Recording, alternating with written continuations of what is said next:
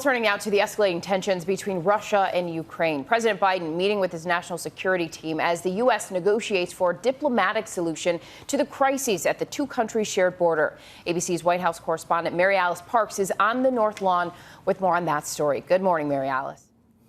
Good morning, Janae. Yeah, President Biden is at Camp David this weekend meeting with his national security team after the U.S. said it would respond to Russia in writing.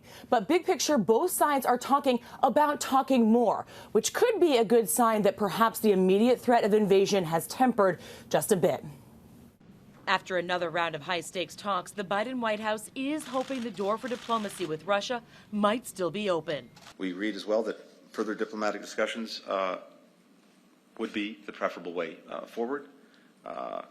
But again, it is really up to Russia to decide which path it will pursue. There were no major breakthroughs this week, the Russians writing after the talks that ignoring their concerns will, quote, have the most serious consequences. But they suggested they could be open to meeting again next month. And in an effort to keep talks going, the White House agreed to give Russia a written response to its proposals, arguing that's typical. We've been very clear about what we are not negotiating on, which is the sovereignty of Ukraine, which is this question that is continuously raised about Ukraine's right to pursue joining NATO. But negotiating takes many forms.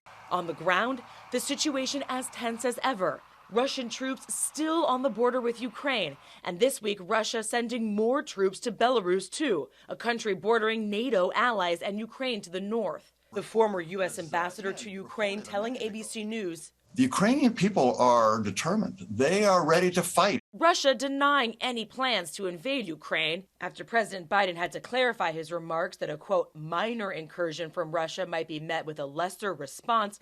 White House officials ended the week doubling down on their warnings, saying any Russian military aggression towards Ukraine would be met with a swift and severe response. But some Republicans saying Biden should not wait.